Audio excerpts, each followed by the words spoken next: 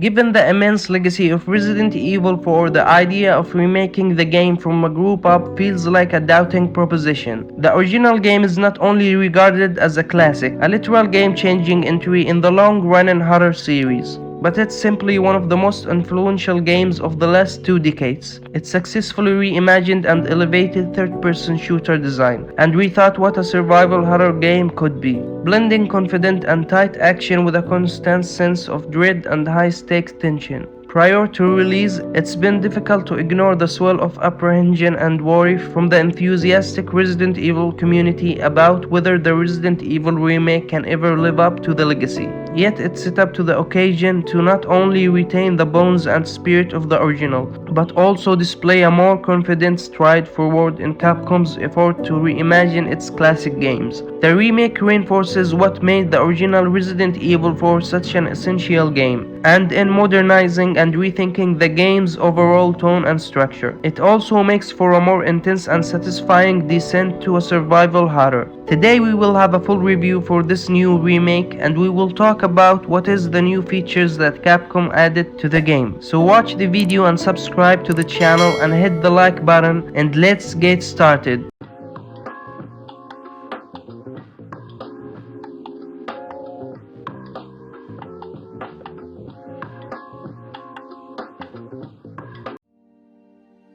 With a story set in 2004, the Resident Evil 4 remake sees a jaded Leon Kennedy, now a government agent, on assignment in Western Europe to find the US President's missing daughter, after a horrific encounter with villagers corrupted by a mysterious affliction, imbuing them with heightened aggression and flesh-warping parasites. Leon descends farther into a village and its outskirts to uncover where the affliction comes from, and how the President's daughter fits into the plans of the mastermind behind it all. The original Resident Evil 4 is passionately regarded as a cheesy and violently over-the-top action horror romp through rural backwoods and into creepy castles. It strikes a tone similar to Sam Raimi's Evil Dead or John Carpenter's The Thing, where the blood and gore flow, and the odd visual gags and witty one-liners cut deep, while the remake puts more effort into grounding its story, adding more meaningful character moments and contexts for the setting. It retains the core idea of Resident Evil 4 being a horror thriller ride.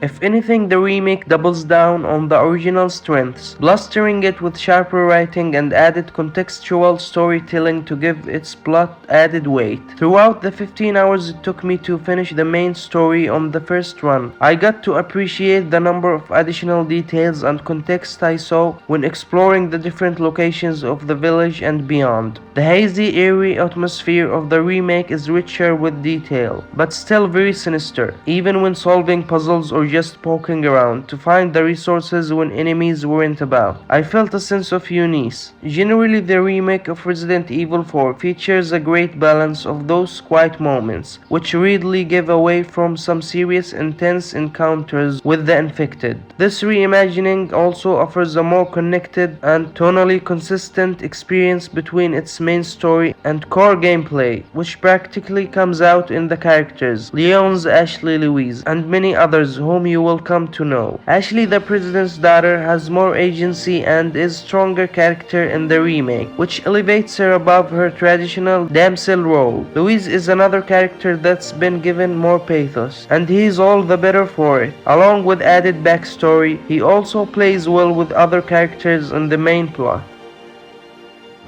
Of course, there are some details and sequences from the original that didn't make the cut for the remake, but I wasn't as bothered by their absence as I thought I would be. The interpretation the Resident Evil 4 remake presents is an overall better experience than the original, and this is all due to how much tighter and pacing and storytelling is. Resident Evil 4 is not only a more focused game, but it also manages to feel larger in scope with new details and events, some of which tie more directly into the larger timeline of the series. There is also more incentive to revisit past areas to discover new events, and even uncover additional plot details that would have been remain unseen without further exploration. Whether the original Resident Evil 4 really set a new standard was in its approach to the third-person action gameplay, with the cinematic flourishes. Thankfully, the remake also excels at delivering tense combat sequences that give you a sense of complete agency, while also invoking a sensible sense of dread at just how chaotic and relenting your enemies are. Unlike the zombies from other Resident Evil games, the Gandos and other monsters in Resident Evil 4 utilize more coherent tactics and applied aggression to pummel Leon. The remake does inject more of the survivalist aspects to Resident Evil gameplay, a fusion of resource management of classic Resident Evil games, and the action turn that the original Resident Evil took. Enemies generally drop fewer bullets in the remake, and I found myself low in ammo more often than I expected, which added greatly to the tension during encounters.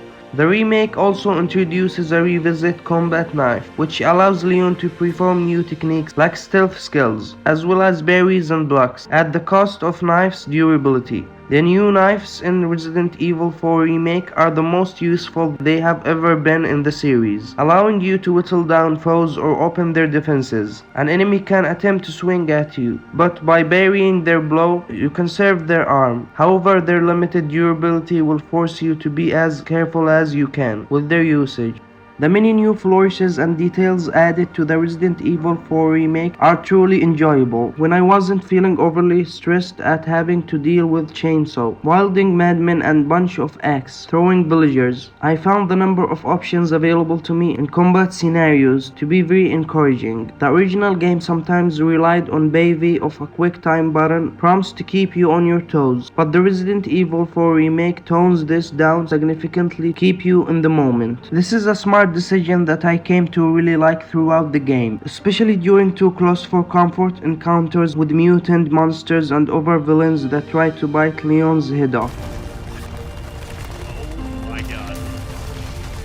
Whether it's a simple case of using Leon's firearms to disarm foes or open them up to melee counter-attacks, or using more complex tactics like taking advantage of environmental objects to trap enemies, the number of ways I could dish out damage and survive a scrap gave me a strong sense of satisfaction. I feel, dare I say, pretty stylish of pulling off some slick skills and tactics. However, there were times I felt backed into a corner by the game. Capcom carried Resident Evil 4 Remake graphics into another level. The evolution in graphics is noticeable in every single details, from places, view scenes, characters, clothes, and enemies. The graphics is absolutely outstanding with dozens of enhancements. The graphics in PC is a little bit better than PS5. This is what is noticeable from the comparisons in graphics, but it's perfect in both of them.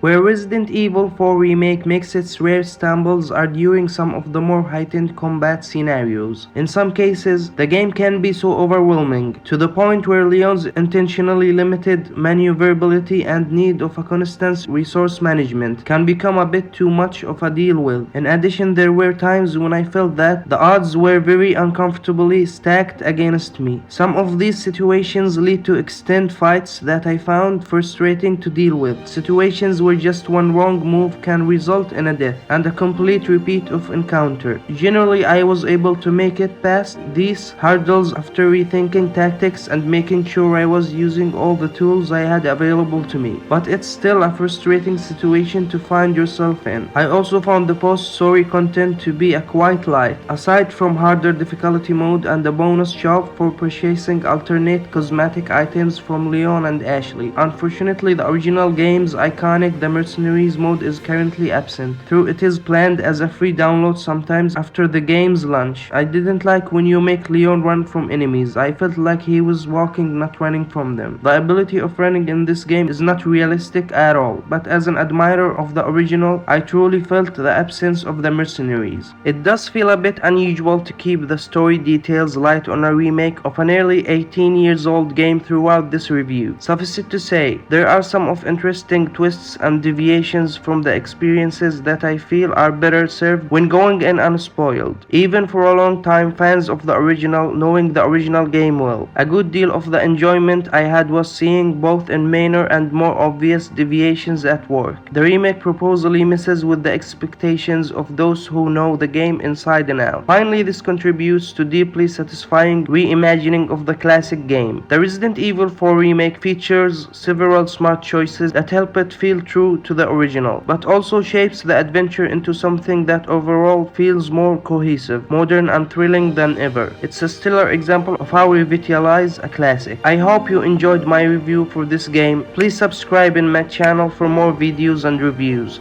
See you the next time. Peace.